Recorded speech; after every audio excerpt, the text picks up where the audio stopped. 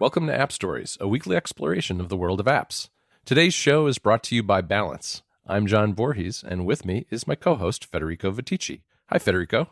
Hey, John, how are you? I'm doing all right. We're almost at iPhone 10 day. I'm pretty excited about it. We are recording this as we're waiting for the iPhone 10 to finally launch to the public tomorrow. I know I just got my tracking number, so I'll be on the lookout for the UPS truck tomorrow morning. I don't know if App Stories listeners also listen to Connected, my other show on Relay FM. There's a whole saga about my UPS delivery system. So one day we should probably find an app angle and talk about the apps that we use for planning deliveries and all that. Yeah. It's been a whole process, man, this time. It sounds like it. I just imagine you with your two dogs sitting at the window all morning tomorrow, looking out the window, waiting for the UPS guy to show up at your apartment. Well, also today, John, it's a special day for when it comes to Apple News. Yes, it only happens 4 times a year. It's earnings call day. And Apple's doing its earnings call at, I think it's 2 p.m. Pacific time.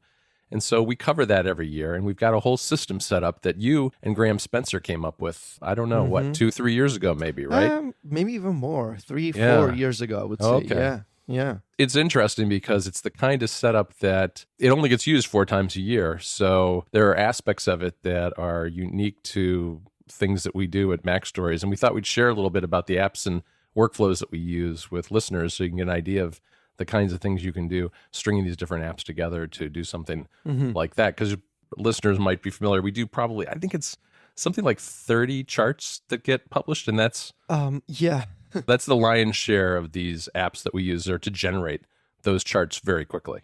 We have this process that needs to happen within 30 minutes before Apple actually gets on, Apple executives, Tim Cook and the CFO get on the call and with analysts. So we have around 30 minutes between the press release and the earnings call. And I want to get into some of those details. But before we do that, John, I think you have some follow-up to share from the previous episode.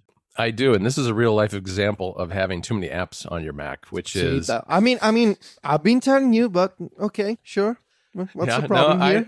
The problem is that I have 2 different screenshot menu bar apps on my Mac. And because they're menu bar apps, you don't really ever pay attention to the name of the app up in the menu. So I misspoke last show and I called Shotbox Shoddy. I didn't mean to refer to Shoddy. I meant to refer to Shotbox. Shotbox is the menu bar app for the Mac that lets you mark up screenshots.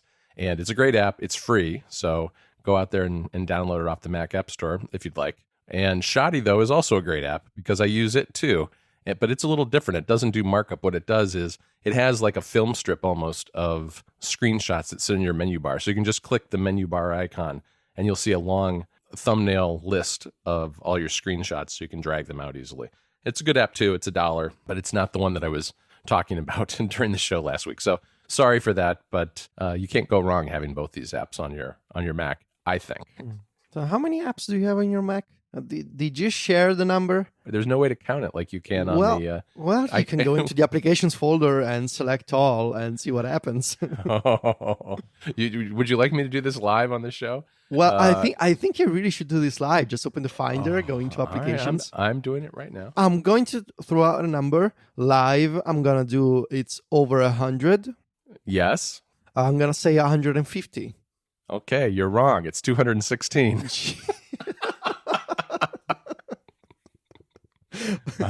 This is all for research, right? It's all for research. It's like I said last week, God. It's all your fault.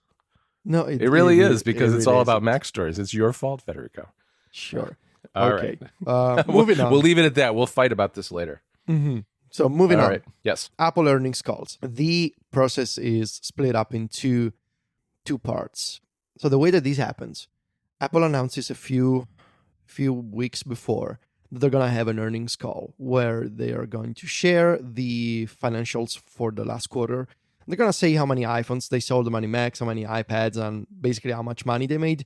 And usually during the earnings calls, there's some interesting details or statements that Tim Cook makes that the Apple News scene writes about. And the way this happens, 30 minutes before the earnings calls, right after Wall Street closes, Apple puts out a press release. And the way that this happens, you can usually find this press release on this website. It's called Business Wire. Business Wire is an aggregator of all kinds of press releases. Apple uses Business Wire, Google, Facebook, Nintendo, Sony. It's a catch-all sort of portal for all kinds of corporate press releases. And I'm not sure why, but since I've been writing for Mac Stories for the past almost 9 years, Business Wire always had the Apple press release first. And it usually happens 30 to 29 minutes before the earnings call. The earnings call is a live webcast, so you can go to investor.apple.com and there's a QuickTime player and you can listen in. But 30 minutes before, you're going to see the press release. In the press release, besides the sum of the numbers that Apple wants to announce, there's usually like a quote from Tim Cook or a quote from Phil Schiller. And if it's an important quarter, such as the holiday quarter or maybe just after a new iPhone launched, there's going to be some comments on the performance of the new iPhone or how busy the holiday season was for the App Store and stuff like that. But the press release itself is not that useful for us. What we need to check is a PDF. It's called the data sum, and this PDF contains a table where there are the actual numbers, the millions of units that Apple sold for iPhones and iPads and Macs, the revenue, the geographical breakdown of the markets where Apple performed well. There's all kinds of numbers. And we use this data sum, which is usually embedded in the press release, to generate the charts that you will see on Mac Stories, the 30-something charts that John mentioned. These are made using Excel, which we're going to talk about in a minute. I know that it's a surprise for App Stories listeners. We don't use numbers, but in the span of, I would say, 5 minutes, we need to copy these numbers, enter them into an Excel document, and generate these charts. And all of this, putting the numbers, grabbing the charts, uploading them, publishing on Mac Stories, updating the article on Mac Stories, needs to happen in less than, I would say, 30 minutes, usually 20, 25 minutes. Right. And we come up with this series of steps that we perform always in the same order, always with the same sequence of apps that we use and workflows that we use. So why don't we start talking about the preparation for the article itself? We have this article on Mac Stories where we provide a summary of the Apple numbers, but where we also include the charts. And before that article contains all these fancy images and charts and graphs, we need to put it together. And I know that, John, lately you've been using Ulysses for this. Right. And as Federico mentioned, the structure of the press release is predictable. At least it has been since I've been doing this for, I don't know, about a year and a half. And you get a few numbers. You don't get everything that's in the data sum, but you get things like the revenue number, and often you'll get the number of iPhones and iPads sold. So you get a few numbers. So we've got just really, it's a shell article that we create that has a headline that has blanks in it for some of the numbers, and then create the article that has a placeholder for a quote from Tim Cook or Phil Schiller, whoever it is, and then a little bit of background and context based on what analysts were thinking the numbers were going to be going into the earnings call. The first step then is to get that press release, find those numbers in it, find the quote, drop them into the article, and publish that immediately. So what we've got at that point is an article on the website that doesn't have the charts, but has all the other information. So that's where we start. And then we go on from there to work on the charts. And the charts, this is the interesting part of what we do. Right. We need to use Excel. Because many, many years ago, Graham Spencer, I asked him, I remember, because we were doing this manually and it took so long, and we had the charts like the day after the earnings call, and that was not good for us. So I asked him, why don't you create a template in a spreadsheet with some formulas that somehow all we need to do is just put in a bunch of numbers and we don't need to take care of anything else. We put in the numbers and the charts are automatically generated for us.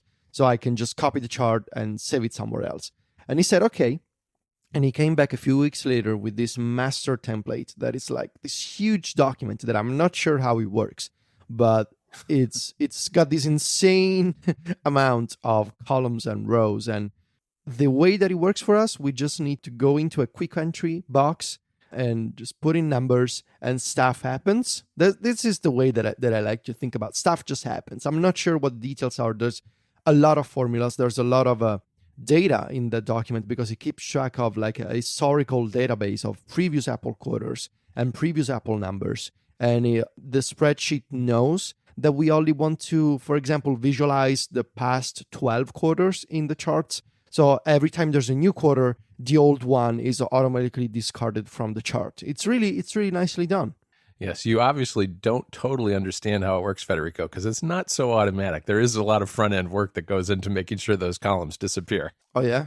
Yeah, there's a little bit. So that's the kind of the beauty of the system, though, is that we can do the work up front. And so when we're actually putting together the charts, it's very fast. What I do the day before or a couple of days before is I go into the Excel spreadsheet, and just to give people an idea of what this spreadsheet is like, it's 70 columns wide and about 80 columns long.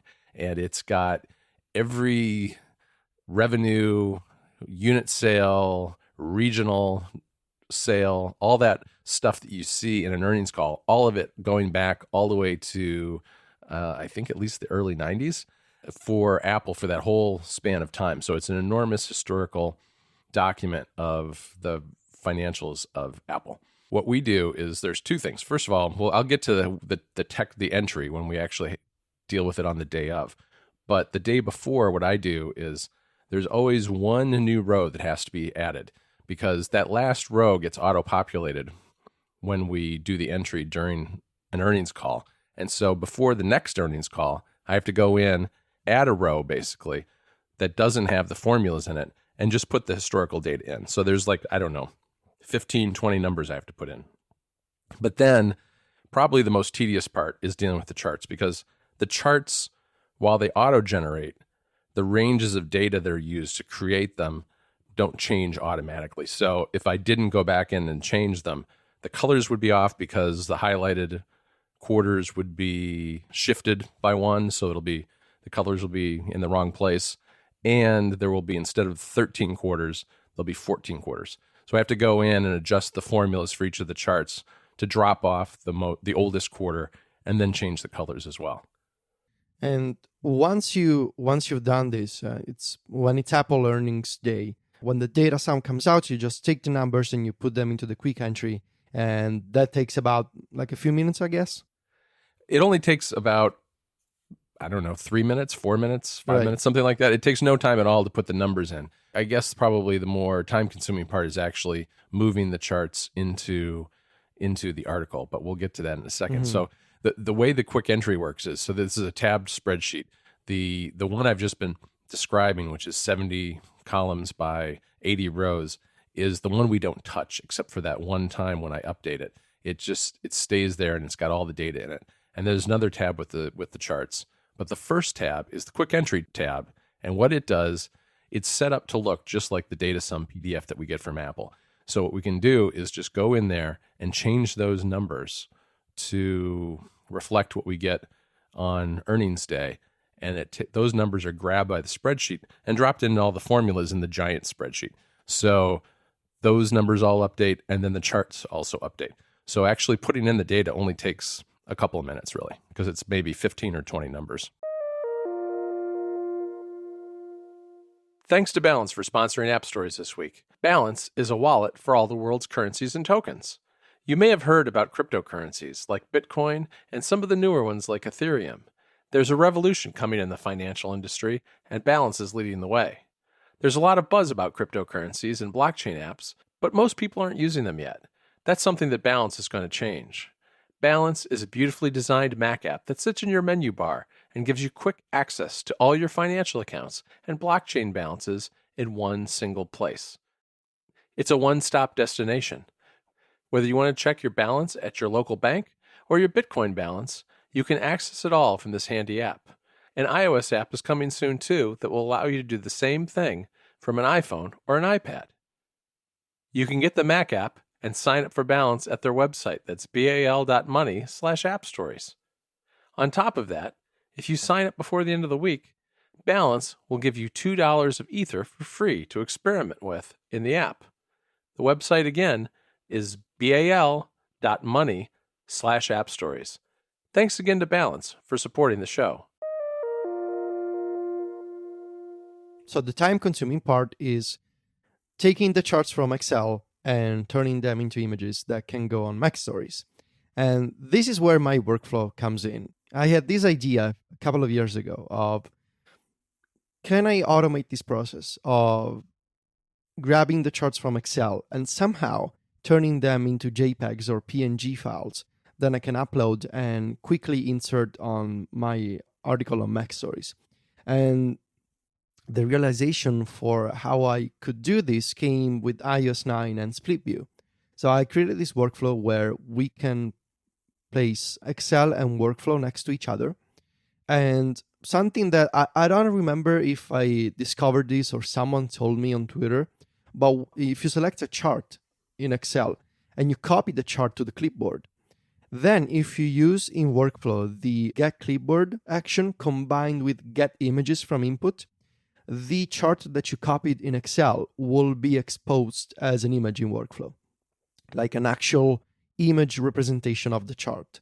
I'm not sure if this is something that iOS does automatically, or if Microsoft perhaps did some custom work behind the scenes with the clipboard. I assume it's Microsoft, that when you copy a chart, instead of copying like a vector representation or some text, they just put an image in the clipboard. Anyway, this works with workflow. And so once I had that set up, the basic of the workflow, I just went from there. Once I have an image in the clipboard, I can use my other workflows that I run as a function inside the workflow. You can do one of the latest updates to workflow before the Apple acquisition added a feature called Run Workflow. And that basically allows you to use other workflows inside a workflow as a function. So if you have a workflow that does something, instead of duplicating all the actions inside of another workflow, you can just reference that workflow and run it and grab the output within the context of the current workflow. Once I have the chart as an image, I can just run my upload image workflow instead of having to switch between two different workflows. And what I do there, at MacStories, we use this service called Kraken.io. And Kraken basically optimizes images for the web. It shaves off a bunch of kilobytes from the image, resulting in considerable image savings when you add those up at scale. Even 12 kilobytes, for example. Once you get thousands of hits on a story, those can turn into megabytes, and eventually, for a bunch of stories, those can turn into gigabytes. And when it comes to saving money with our CDN, which is Rackspace, that means a lot to me. Right. Without affecting image quality in a terrible way, we can get smaller images on our CDN. And a few years ago, I created these workflows that use the Kraken API with the get contents of URL action in workflow, that those workflows, they can take an image and they can turn it into a file upload for the Kraken API. And basically, in 30 seconds, I go from an image file in workflow to a link placed in my clipboard. And when it comes to the Apple earnings, that was not enough, because I thought, I don't want to paste 30 links one after the other in a WordPress web interface. I want to be able to manually copy each individual chart, and I want to run the workflow. But every time the workflow runs, I want the link to be appended to a document, so that at the end of the process, I can grab this text document that contains all of the image links, copy all the links in one go, and paste them into WordPress. And the workflow does this by appending the link to each individual chart that is now an image to a text file in Dropbox. And once you do this, 10 minutes later, 15 minutes later, you end up with this text file in Dropbox that contains 30, 35 links to charts uploaded as images. And we can just take those links, paste them in our WordPress interface on the web, and the article on MacStories now contains all the charts for the Apple earnings. Right. And that's step 2 of the process. As soon as the original article is published without the charts, I go in and I put in the numbers into the quick entry part of the chart, the spreadsheet, and then generate the charts, and then do as Federico said and go back and forth with Excel on the left and workflow on the right for me.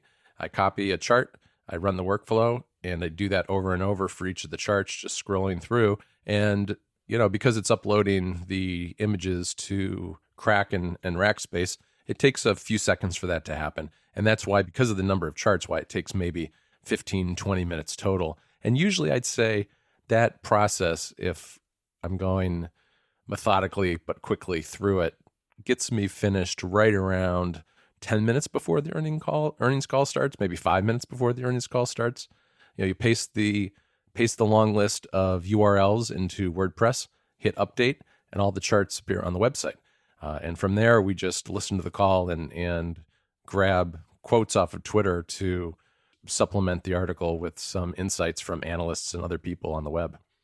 So what else do we do for embedding useful information in the article? I know that we keep an eye on Twitter for interesting tweets, and we try to embed those tweets in the story. We have this useful system on WordPress where instead of having to generate the HTML embed code for tweets, we can just paste a twitter.com link to a tweet, right? And it automatically turns into a rich embed on the site, which is really useful. I think it's the Jetpack plugin on WordPress that takes I think care that's of this. right. Yeah. So that's useful because we can, if maybe there's an analyst that has an interesting opinion or a funny joke or other types of charts that we do not generate, we can include those in the story. And so people can go in and they can read our summary, they can see our charts, they can also keep an eye, they can also read the notes from the earnings call, because as we're listening to the webcast, we take a bunch of notes and we update the article with those notes and like quotes from Tim Cook or other interesting details that were not available in the press release. And finally, people can also find the tweets at the bottom of the story. So it's a whole package of sorts where for every earnings call, we have everything that people should look for: numbers, charts, interesting tweets, and notes from the earnings call. And we've been doing this for at least 6-7 years, maybe. We have a whole archive of every single Apple quarter. I'm pretty sure we never missed one.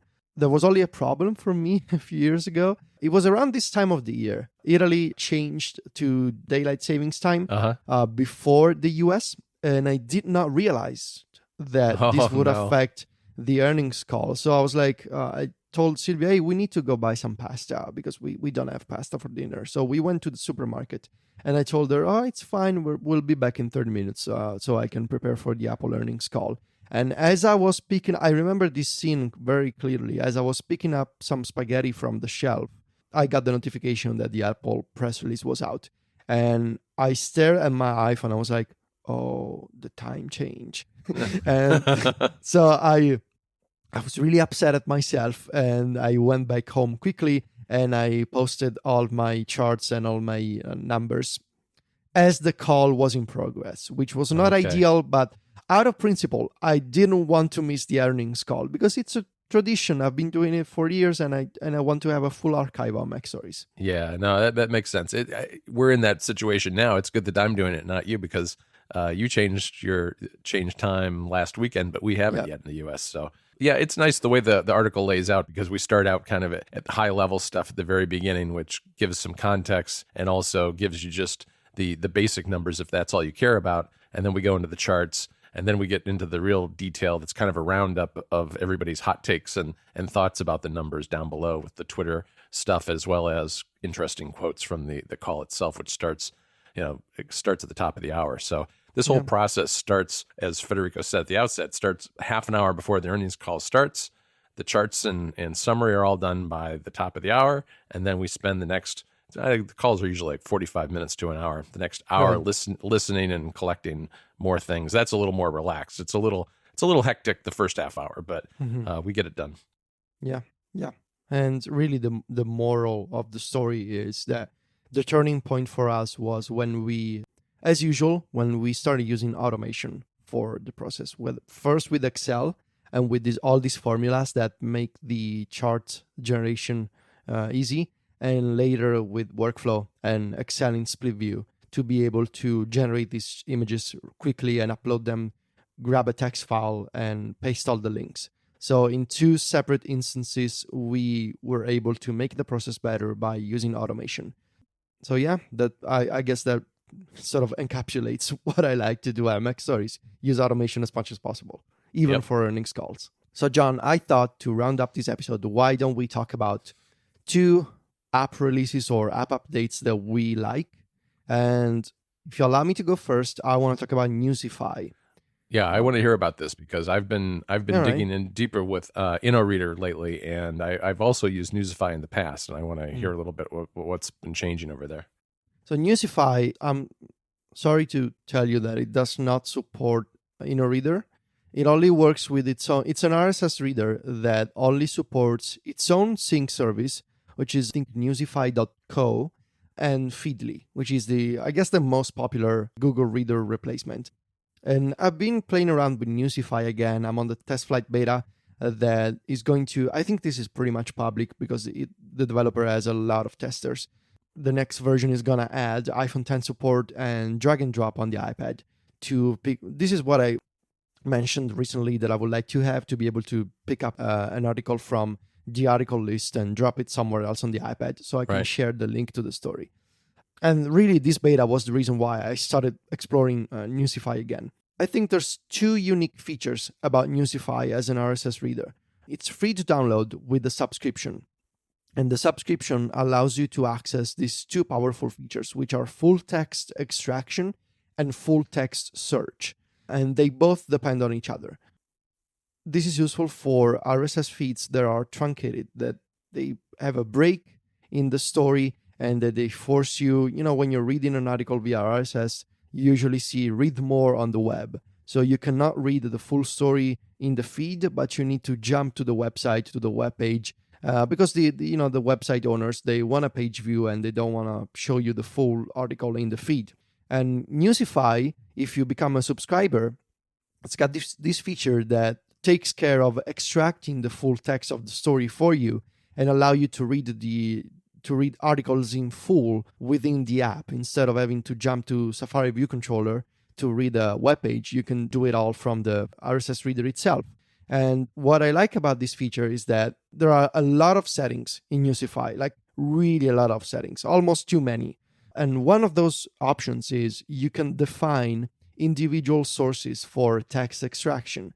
So for example, MacStories, we offer a full non-truncated RSS feed, so you can disable MacStories for full text extraction. But for stuff like, I don't remember the websites, but maybe The Verge, maybe Polygon. Yeah, I think TechCrunch, for instance, is like that. TechCrunch, yeah. You can flip a switch in the settings and say, I want to extract text for this website. And you can fully control how this works. It's really nicely done. But then, in addition to being able to read new articles as they come in without having to jump to the web browser, you can also combine this with full text search. So there's a search bar in the sidebar of the app. And you can go in and you can search for any word, any sentence, anything that you remember from a story. And if you combine this with the ability to keep a full archive of thousands of already seen articles, you can essentially search for like a year worth of stories from your RSS subscriptions within Newsify for iPhone and iPad. And this is really, really nice, really useful, especially if you have a lot of subscriptions and you want to find an old story again. Right. And if that text happens to be extracted by Newsify, then you can search for it. And the other day I was playing around with this and I found stories about the iPhone 7 from last year, and it took like 10 seconds. So that's really useful. And as I mentioned, there's an upcoming version with iPhone X support, with drag and drop on the iPad. There's a lot of settings. Some of these are actually sort of old options.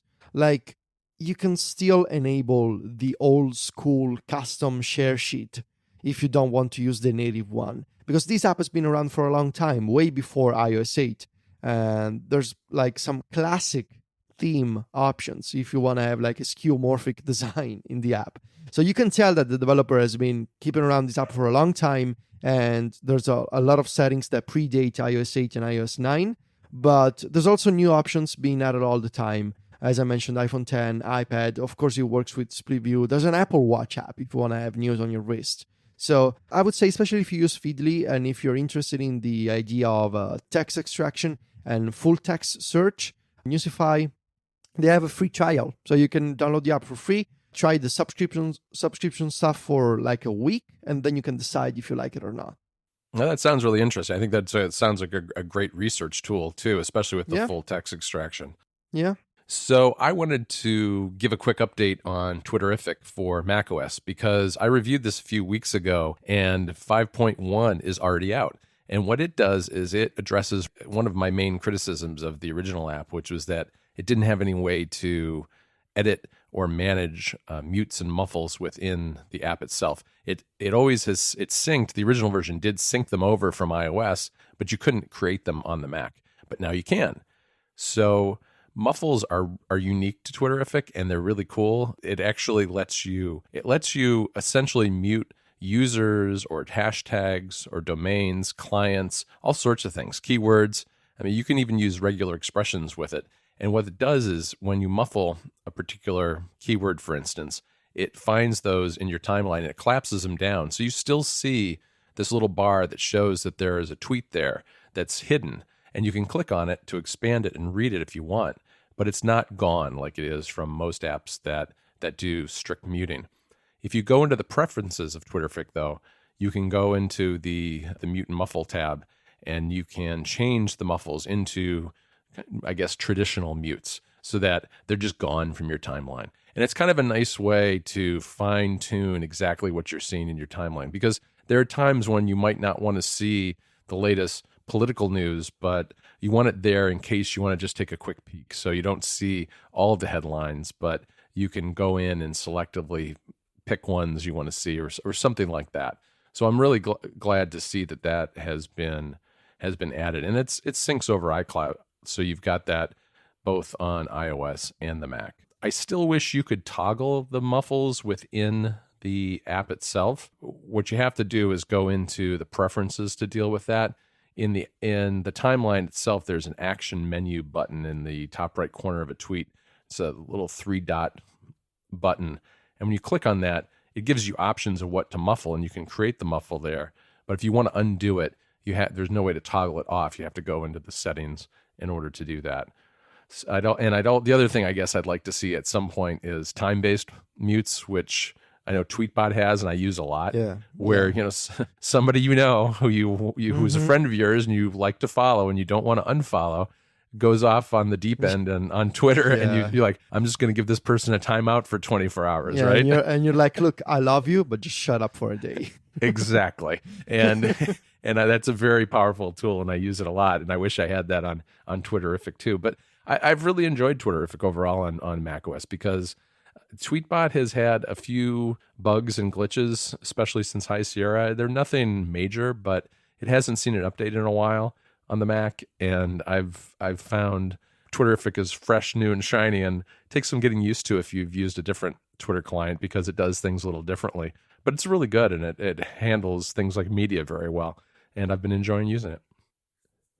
All right, Federico, I think that's probably enough for today. Thanks again to our sponsor of the show, Balance, and we'll be back next week with another episode. You can find the show notes over at appstories.net, and you can always find me and Federico at macstories.net and writing for Club Mac Stories. Federico is also on Twitter. He's at Viticci, that's VITICCI, and I'm at John Voorhees. That's JOHNVOORHWES. Talk to you next week, Federico. Ciao, John.